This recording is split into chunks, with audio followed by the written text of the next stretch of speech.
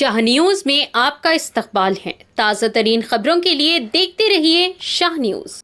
Shah news में आप सभी का खैर मकदम है। पालमूरू रंगारेड्डी का नाम जयपाल रेड्डी के नाम से रखा जाना चाहिए।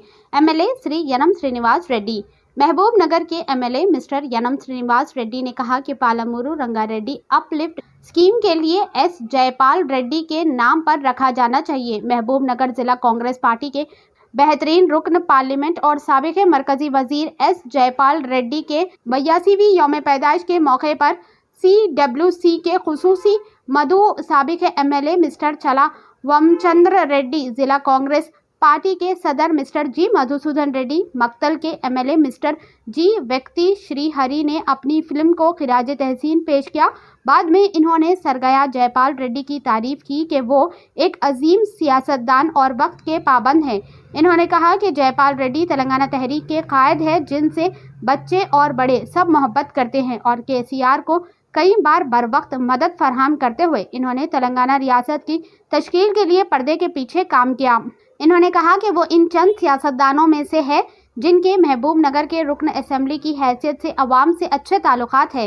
इन्होंने कहा कि महबूब नगर के फर्जंद जयपाल रेड्डी आलमी सतह पर मशहूर है। ऐसे अजीम इंसान की तारीख आने वाली नस्लों को बताई जानी चाहिए। अब्दुल्ला कोतवाल रियासती कांग्रेस पार्टी TPCC के नायब सदर इस तकारीब में मौजूद थे। इस मौके पर general secretary Vinod Kumar, Congress party के तर्जुमान हरीश वर्धन रेड्डी, बिकारी मधुसूदन रेड्डी, जिला खवातीन सदर मिसेस वसंता, साबिक़ सदर मिसेस बिकारी अनीता, CJ बेनहर, जिला कांग्रेस जनरल सेक्रेटरी सिराज खादरी, जिला SC सेल के सदर साई बाबा राठौर, शेखर नायक और दीगर मौजूद थे। ST सेल के चेयरमैन लिंगम नायक, कांग्रेस पार्टी के मंडल सुदूर मलू नरसिम्हा रेड्डी, टकानारा कृष्णा यादव, टाउन कांग्रेस सदर लक्ष्मण यादव, जिला कांग्रेस पार्टी के कारगुजार सदर अजमत अली, आदिवासी लंबाडी कायदीन तलसी राम नायक, कायदीन प्रवीण कुमार, धर्मपुर नरसिम्हा रेड्डी, तशरी राजा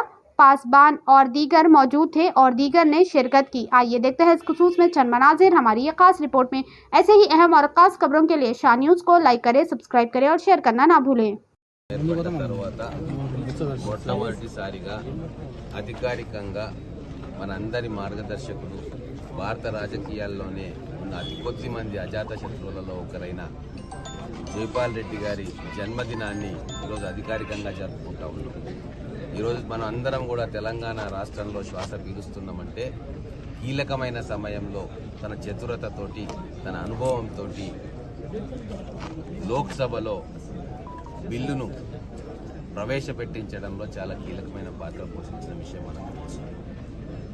ఆ రోజు ఇక బిల్లు పాస్ కాదు లోక్సభలో అని నిరాశా నిస్పృహలకు చెందిన తెలంగాణ సమాజం నిరాశా నిస్పృహలకు చెందినప్పుడు తానే చొరవ తీసుకొని అటు స్పీకర్ మీరా కుమారి గారి దగ్గరికి, సోనియా గాంధీ గారి దగ్గరికి, సుష్మా స్వరాజ్ గారి దగ్గరికి, వారందరి దగ్గరికి వెళ్ళి అందరినీ సమన్వయపరిచి రూలింగ్ పార్టీని, అపోజిషన్ను తన అనుభవంతో వాళ్ళను ఒప్పించి ఆ రోజు లోక్సభలో తెలంగాణ బిల్లును ప్రవేశపెట్టడం జరిగింది. దానికి ప్రధానమైన కర్త కర్మ క్రియ మన జైపాల్ రెడ్డి గారు. అందుకే వారి సమయస్ఫూర్తితోటి, చతురతతోటి ఆ రోజు లోక్సభలో ప్రవేశపెట్టి పాస్ కాపాడిన తెలంగాణ బిల్లు తర్వాత రాజ్యసభలో కూడా పాస్ అయ్యి ఈరోజు తెలంగాణ రాష్ట్రం ఏర్పాటు కాబట్టి ఈరోజు తెలంగాణ ఉద్యమకారులుగా తెలంగాణ ఉన్నంత వరకు కూడా జైపాల్ రెడ్డి గారి కృషిని తెలంగాణ రాష్ట్ర సాధనలో ఢిల్లీలో వారు నెరిపిన దౌత్యం కానీ, రాయబారం కానీ, అందరినీ ఒప్పించడంలో వారు చేసిన పాత్ర కానీ ఖచ్చితంగా స్మరణకు తెచ్చుకోవాల్సిన అవసరం ఉంది.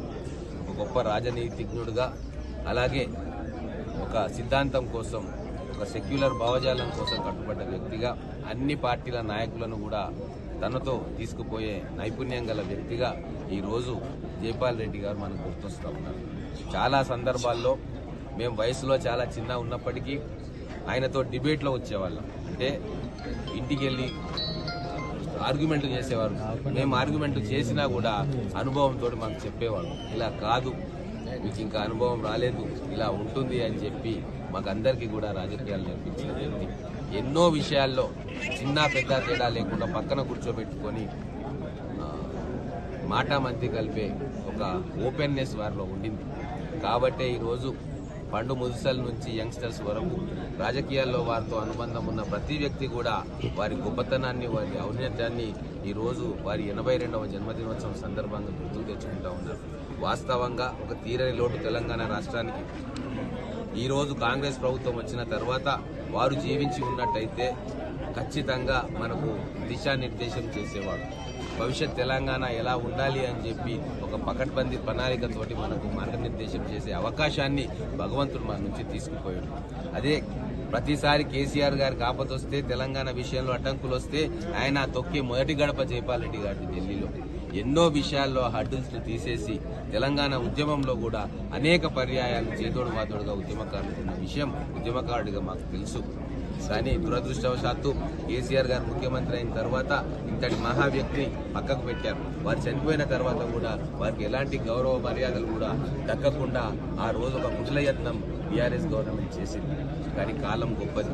ఆ మహనీయుని చరిత్రను మళ్ళొకసారి ప్రజలకు గుర్తు చేసుకోవడానికి ఈరోజు కాంగ్రెస్ ప్రభుత్వం వచ్చి ఈరోజు వారి జన్మదినాన్ని అధికారికంగా జరుపుకొని మళ్ళీ ఒకసారి తెలంగాణ ప్రజలకు, ఉద్యమకారులకు వారి యొక్క ఔన్నత్యాన్ని, వారు గడిపిన జీవితాన్ని, ఎంత నిరాడంబరతతోటి వారి జీవితాన్ని, రాజకీయ జీవితాన్ని గడిపారో ఒక ఆదర్శప్రాయమైన వ్యక్తిగా ఈరోజు మన కళ్ళ ముందు వారి చరిత్ర ఉంది. కాబట్టి మళ్ళీ ఒకసారి మననం చేసుకునే అవకాశం ఈ ప్రభుత్వం కల్పించింది, మన ముఖ్యమంత్రి గారు కల్పించిండ్రు.